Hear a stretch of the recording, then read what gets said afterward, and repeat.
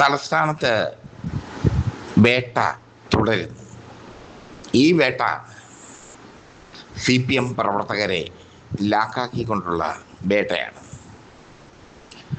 തലസ്ഥാനത്ത് 18 പേരെയാണ് EDയുടെ വാഹനം തടഞ്ഞതുമായി ബന്ധപ്പെട്ട് പോലീസ് അറസ്റ്റ് ചെയ്തത്.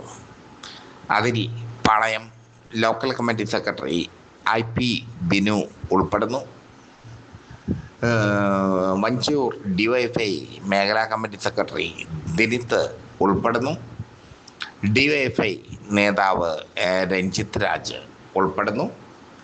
വിഷ്വൽസിൻ്റെ അടിസ്ഥാനത്തിലാണ് ഇവരെ അറസ്റ്റ് ചെയ്തതെന്ന് പോലീസ് പറയുന്നു. IP ബിനു അടക്കമുള്ള നേതാക്കൾ ഇപ്പോൾ ജാമ്യമില്ലാ വകുപ്പിൽ അകപ്പെട്ടിരിക്കുന്നു. അവരെ തീഹാർ ജയിലിലേക്ക് അയക്കാൻ കേന്ദ്രം തീരുമാനിച്ചിരിക്കുന്നു. എന്തായാലും 18 പേരെ അറസ്റ്റ് ചെയ്യുന്നതിന് പിന്നാലെ തലസ്ഥാനത്തെ 300ഓളം CPM പ്രവർത്തകരെ അറസ്റ്റ് ചെയ്യാൻ തീരുമാനിച്ചിരിക്കുന്നു കേരള പോലീസ്. 3 ലക്ഷം രൂപയുടെ നാശനഷ്ടമാണ് പ്രവർത്തകർ ഉണ്ടാക്കിയതെന്ന് പറയുന്നു. ജാമ്യം കിട്ടാത്ത വകുപ്പുകളാണ് ഈ 300ഓളം പേർക്കെതിരെ ചുമത്താൻ പോകുന്നത്. തലസ്ഥാനത്ത് ഒരു പോലീസ് വേട്ട നടക്കാൻ ഒരുങ്ങുന്നു. പോലീസ് അതിന് തയ്യാറെടുക്കുന്നു. ആഭ്യന്തര വകുപ്പ് ഭരിക്കുന്നത് രമേശ് ചെന്നിത്തലയാണ്. മുഖ്യമന്ത്രി VD സതീശനാണ്. അതുകൊണ്ട് അവർ പോലീസ് വേട്ടയ്ക്ക് എല്ലാ പച്ചക്കൊടിയും കാട്ടിയിരിക്കുന്നു. വലിയ ഒരു വേട്ട CPMനെതിരെ ചരിത്രത്തിൽ ആദ്യമായി നടക്കുകയാണ്. കരുണാകരൻ മുഖ്യമന്ത്രിയായിരുന്ന കാലത്ത് ഒരുപാട് വിളനിലം സമരമടക്കമുള്ള ഒരുപാട് സമരങ്ങൾക്ക് വേദിയായിട്ടുണ്ട് തലസ്ഥാനം. കൂത്തുപറമ്പ് വെടിവെപ്പ് ഉണ്ടായിട്ടുണ്ട്. പക്ഷേ ഇങ്ങനെ ഒരു പോലീസ് വേട്ട അണിയറയിൽ ഒരുങ്ങിയിട്ടില്ല. പോലീസുകാർക്ക് തന്നെ ഇതിൽ അസംതൃപ്തി ഉണ്ട്. അവർ അവരുടെ ഡ്യൂട്ടി ചെയ്യുന്നു എന്ന് മാത്രം. പോലീസുകാർ തന്നെയാണ് ഈ ന്യൂസ് പോലീസുകളിലേക്ക് തന്നത്. 300ഓളം CPM പ്രവർത്തകരെ അറസ്റ്റ് ചെയ്യാൻ തീരുമാനിച്ചിരിക്കുന്നു.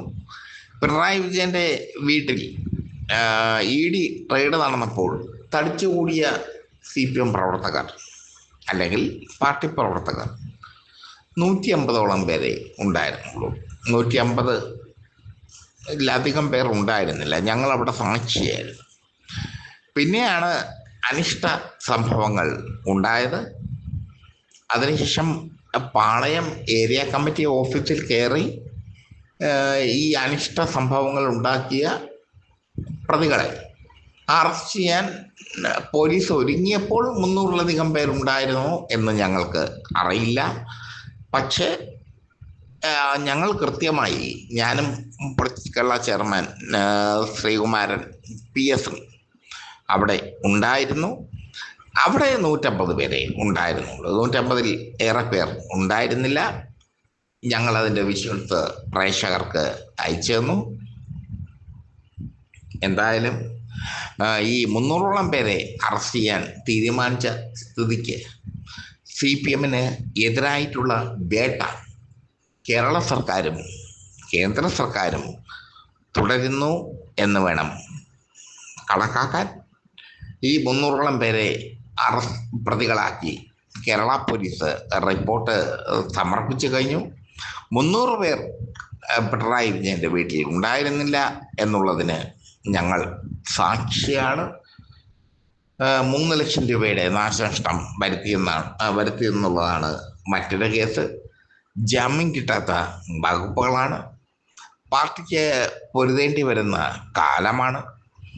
കരുണാകരൻ സർക്കാരിൻ്റെ കാലത്ത് ഇതൊന്നും നടന്നിരുന്നില്ല.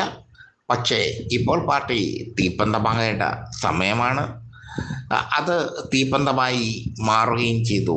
പാർട്ടി 18 പേരെ അറസ്റ്റ് ചെയ്ത് ജാമ്യമില്ലാ വകുപ്പ് പ്രകാരം ജയിലിലടച്ചിരിക്കുകയാണ്. 18 പേരെ അറസ്റ്റ് ചെയ്ത് ജാമ്യമില്ല വകുപ്പ് പ്രകാരം ജയിലിലടച്ച് CPM-നെ തകർക്കാൻ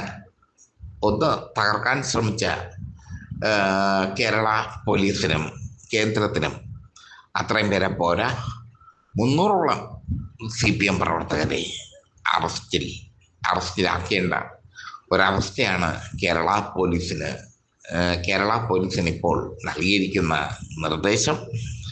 പോലീസുകാർ തന്നെയാണ് ഇത് ഞങ്ങളെ വിളിച്ച് പറയുന്നത് എന്നുള്ളത് വൈരുദ്ധാത്മികമായ ഭൗതിക വാദം.